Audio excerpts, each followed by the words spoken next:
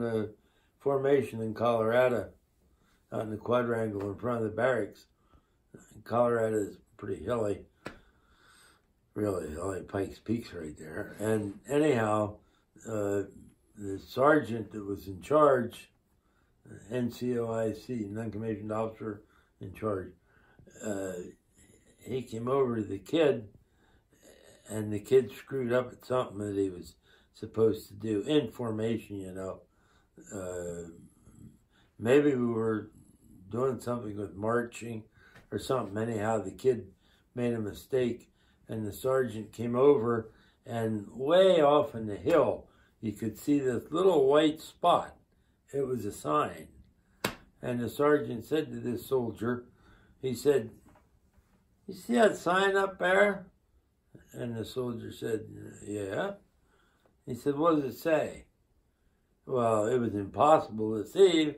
Man, it was a mile up that hill. And the soldier said he didn't know. Well, the sergeant says, "I want to know." He says, "Why don't you just run up and get that while we wait here?" So we're in formation there, and this one lone soldier starts running up this hill, you know.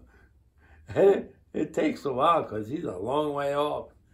He pulls this state sign out of the ground, and he came running back all the way down with that sign, and he gave it to the sergeant, and the sergeant looked at it, and as I recall, I think it was a number that was on or something that had no significance to anybody other than the fellow that knew what it was for, you know.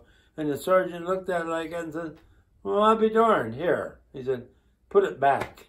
And then they broke the assembly there, and we could go back to our barracks. That kid, instead of taking that sign back up, he took the stuff out of his footlocker, and he put it in the bottom. And then he piled all his clothes back on top of it. And the day we left Colorado, he got down and he said, "Look what I have." There was a sign that spent the whole time in his footlocker.